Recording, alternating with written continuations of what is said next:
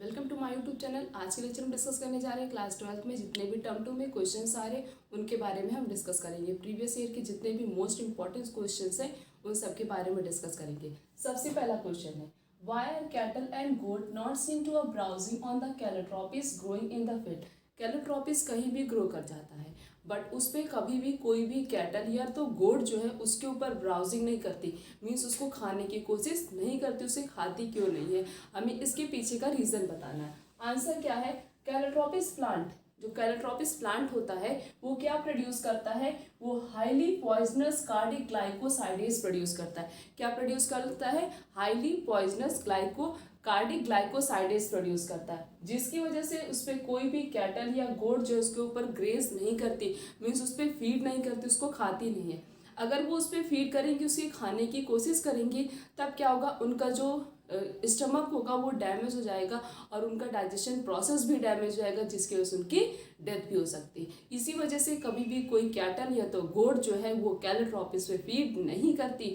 क्यों नहीं करती, क्योंकि कैलोट्रॉपिस का प्लांट क्या प्रोड्यूस करता है, हाईली पॉइजनस कार्डिग्लाइकोसाइडेज प्रोड्यूस करता है।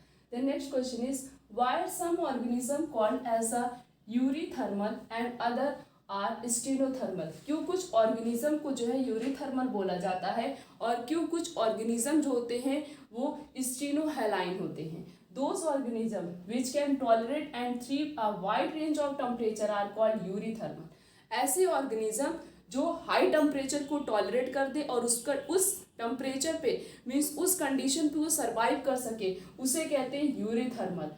Those organism which are restricted to a narrow range of salinities are called स्टेनोहेलाइन। और कुछ ऑर्गेनिज्म ऐसे होते हैं जो ज़्यादा सॉल्टी एरिया में, मीन्स जहाँ पे ज़्यादा सॉल्ट प्रेजेंट होता उस एरिया में वो सर्वाइव नहीं करते, उसे कहते हैं स्टेनोहेलाइन।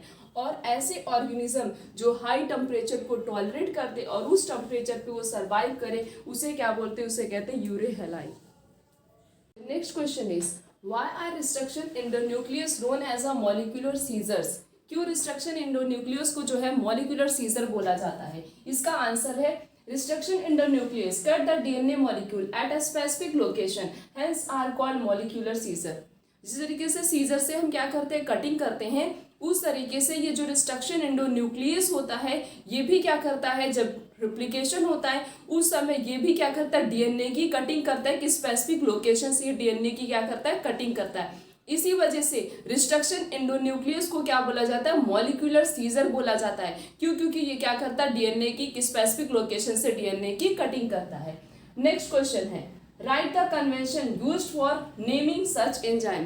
किस तरीके से एंजाइम की नेमिंग की जाती है, हमें वो नेमिंग का सीक्वेंस बताना है। The first letter of the name come from the genus of the prokaryotes. सबसे पहला जो लेटर होता है वो उसको क्या बोलते हैं, जीनस बोलते हैं। क्या बोलते हैं, जीनस बोलते हैं। किससे आता है, प्रोकैरियोट से। दूसरा है, the second and third letter come from the name of species of the cell from where it obtain. और सेकेंड और थर्ड लेटर किससे आता है, डिनोट करते हैं वो स्पीसीज कहाँ से ऑब्टेन की गई है, मीन्स वो स्पीसीज कहाँ से मिली है। देन थर्ड पॉइंट क्या है, the fourth letter come from the strain of prokaryotes. Fourth letter किससे आता है, जो प्रोकैरियोट से स्ट्रेन किया जाता है, मीन्स अलग किया जाता है। नेक्स्ट है, the Roman number following these four letter indicate the order in which enzyme were isolated from the strain of the bacterium। जैसे वो जो नंबरिंग लिखी रहती है, जैसे 13 लिख दिया, 14 लिख दिया, 15 लिख दिया, कुछ भी लिख दिया, तो ये क्या है, ये रोमन है। क्या है, रोमन नंबर है, मीन्स उसको कब और किस समय बैक्टीरिया से आइसोलेट किया गया था। थर्ड नंबर पे किया गया था कि फोर्थ नंबर पे किया गया था कि 30 नंबर पे किया गया था कि 50 नंबर पे किया गया था, उसके अकॉर्डिंग क्या की जाती है, नंबरिंग की जाती है। जैसे एग्जाम्पल में इकोराई है, इसको आइसोलेट किससे किया गया था, इचीरिया कोलाई से किया गया था। स्ट्रेन इसका क्या है, RY13 है, 13 है।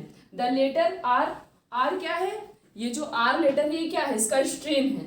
और ये 13 क्या है, ये 13 नंबर है इसका, मतलब इस नंबर पे इकोलाई को क्या किया गया था, ऑब्टेन किया गया था। तो ये पूरे क्या थे, ये 4 पॉइंट हैं, ये मीन्स इसके कन्वेंशन है। इस तरीके से एंजाइम की क्या की जाती है, नेमिंग की जाती है। Next question is, explain the role of following in providing defense against infection in human body।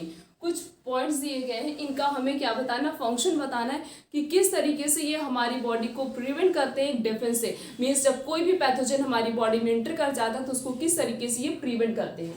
सबसे पहला है histamine, it cause reaction of immune system against the allergen. जब कोई भी एलर्जी होती है तो ये हिस्टामाइन क्या करता है, उसमें प्रिवेंट करता है। नेक्स्ट है interferon, it protect the non infected cell of our body from a viral infection. ये प्रोटेक्ट करता है, मीन्स जो सेल इन्फेक्ट नहीं हुई है, इन्फेक्शन नहीं हुआ है उसमें, वो उसको प्रिवेंट करता है ताकि कोई भी वायरल का इन्फेक्शन, मीन्स कोई भी वायरस उस जो सेल इन्फेक्ट नहीं हुई, मीन्स इन्फेक्टेड नहीं हुई है, उसको खराब ना कर सके। The next is B cell, it produce antibodies against antigen pathogen. B cell क्या करता है, बी सेल एंटीबॉडी प्रोड्यूस करता है, किसके अगेंस्ट प्रोड्यूस करता है, किसी भी पैथोजन, मीन्स किसी भी एंटीजन के अगेंस्ट ये क्या करता है, एंटीबॉडी प्रोड्यूस करता है। जब कोई पैथोजन हमारी बॉडी में इंटर कर जाता है तो ये क्या करने लगता है, ये तुरंत एंटीबॉडी प्रोड्यूस करने लगता है ताकि जो है हमारी बॉडी उस पैथोजन से फाइट कर सके। ये फंक्शंस थे कि ये तीनों जो है किस तरीके से डिफेंस मैकेनिज्म में हेल्प करते हैं। The next is list the key role used in recombinant DNA technology. Key tools के नाम बताने हैं, उस की टूल्स के नाम बताने हैं जो कि रिकॉम्बिनेंट डीएनए टेक्नोलॉजी में यूज किया जाता है। अब बुक में बिल्कुल साफ साफ लिखा गया है कि की टूल्स, ये की टूल्स हैं किसके, रिस्ट्रक्शन इंडोन्यूक्लियस, या हम बोल सकते हैं रिकॉम्बिनेंट डीएनए टेक्नोलॉजी के कौन कौन से की टूल्स हैं।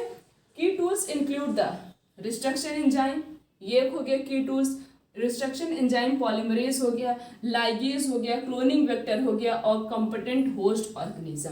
ये 3-4 क्या होते हैं, रिकॉम्बिनेंट डीएनए टेक्नोलॉजी के टूल्स होते हैं जिनका यूज करके क्या किया जाता है, रिकॉम्बिनेंट डीएनए टेक्नोलॉजी बनाई जाती है। Next question is what is L Nino effect, explain how it account for biodiversity loss. L Nino effect बहुत बार पूछा गया और बहुत ही इंपॉर्टेंट है। हमें ये बताना है कि एल नीनो इफेक्ट क्या होता है और ये किस तरीके से हमारी बायोडाइवर्सिटी को क्या करते जा रहा है, धीरे धीरे लॉस करते जा रहा है। पहले तो बात करते हैं कि एल नीनो इफेक्ट क्या होता है। El Nino effect refers to a odd climatic change that occur due to the rise in temperature. Means जो पहले टेम्परेचर था, ये जो पहले का इन्वायरमेंट की कंडीशन थी, टेम्परेचर के बढ़ने से, मतलब जब टेम्परेचर राइज हो गया, उसकी टेम्परेचर जब बढ़ गया, इंक्रीज हो गया, उसके बाद का जो क्लाइमेटिक कंडीशन हुआ, टेम्परेचर के बढ़ने के बाद का जो क्लाइमेटिक कंडीशन हुआ, उसे क्या बोलते, उसे बोलते एल नीनो इफेक्ट बोलते। क्या बोलते, L Nino effect. Means temperature के बढ़ने से क्लाइमेटिक में क्या होगा, क्लाइमेट्स में क्या होगा, चेंजेस क्रिएट होते हैं, उसी को क्या बोलते, उसी को कहते हैं एल नीनो इफेक्ट। अब ये क्या करता है, it lead to a increase melting of the polar ice cap. जब टेम्परेचर बढ़ जाएगा तो जो पोलर आइस कैप होंगी वो क्या होगी, धीरे धीरे मेल्ट होती जाएंगी। As well as the other snow cap on the mountain like a Himalaya, which result to a rise in the sea level that cause a submerged many coastal area, causing the loss of biodiversity। जब temperature बढ़ेगा, जो seize water bodies के अंदर survive कर रही हैं, अगर उनका टेम्परेचर इंक्रीज हो रहा है, उस वाटर बॉडी का टेम्परेचर इंक्रीज हो रहा है, तो जो स्पीसीज उसके अंदर है वो क्या हो जाएंगी, किल हो जाएंगी, मीन्स वो मर जाती हैं। ये क्या हो रहा है, बायोडाइवर्सिटी लॉस होती जा रही है, स्पीसीज के नंबर्स क्या होंगे, धीरे धीरे कम होते जाएंगे अगर टेम्परेचर बढ़ेगा। और क्या होगी, जो भी स्नो कैप होगी और जो आइस कैप होगी वो सब क्या होगी, मेल्ट हो जाएगी, जिसकी वजह से कोई भी स्पीसीज सर्वाइव नहीं कर पाती हैं। उसके बाद even the very high temperature can lead to extension of those species which can not cope with it. कुछ स्पीसीज ऐसी होती हैं जिनको बहुत ज़्यादा टेम्परेचर नहीं चाहिए, उन्हें बहुत कम टेम्परेचर चाहिए सर्वाइव करने के लिए।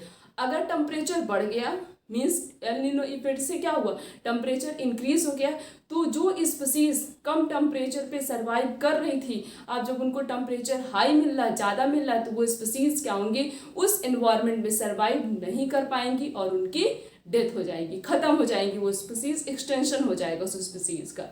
तो ये क्या हो रहा है, इस तरीके से अगर एल नीनो इफेक्ट मीन्स अगर टेम्परेचर बढ़ रहा है, ये सारे चेंजेस क्रिएट हो रहे हैं, तो स्पीसीज के नंबर्स क्या होंगे, डिक्रीज होंगे, और जिसकी वजह से हमारी बायोडाइवर्सिटी क्या होगी, पूरी तरीके से लॉस हो जाएगी, खत्म हो जाएगी।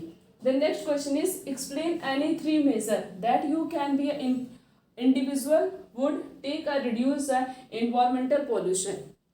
इन्वायरमेंट की पोल्यूशन को कम करने के लिए इंडिविजुअल कौन से 3 मेथड का यूज करें जिससे पोल्यूशन को कम किया जा सकता है। सबसे पहला measure to reduce environmental pollution, सबसे पहला है less use of fossil fuel.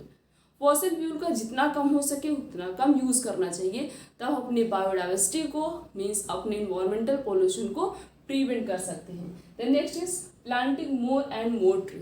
जितना हो सके उतना ज़्यादा पेड़ लगाना चाहिए। अगर हम एक पेड़ की कटिंग करें तो उसकी जगह पे बहुत सारे पेड़ की प्लांटिंग करनी चाहिए। देन नेक्स्ट इज लेस और no use of nitrogenous fertiliser. या तो बहुत ही कम यूज़ करो और बहुत ही इमरजेंसी तो ही यूज़ करना चाहिए नाइट्रोजनस फर्टिलाइजर या पेस्टिसाइड्स का, या तो बिल्कुल ही नहीं यूज़ करना चाहिए। अगर हम ये 3 मेथड का यूज़ करेंगे तो इन्वायरमेंटल पोल्यूशन से प्रिवेंट कर सकते हैं अपनी पूरी बायोडाइवर्सिटी को। एल नीनो इफेक्ट बहुत ही इंपॉर्टेंट है और ये किस तरीके से बायोडाइवर्सिटी को लॉस करता है ये भी बहुत इंपॉर्टेंट है। हमने इस पूरे लेक्चर में मोस्ट इंपॉर्टेंट क्वेश्चंस के बारे में डिस्कस किया। जितने भी चैप्टर्स टर्म 2 में पूछे जा रहे हैं उन सब में से कुछ चैप्टर्स के क्वेश्चंस के बारे में डिस्कस कर लिया। आने वाले लेक्चर में इस तरीके से और भी बहुत सारे क्वेश्चंस के बारे में डिस्कस करेंगे। आज का लेक्चर यहीं तक, थैंक यू।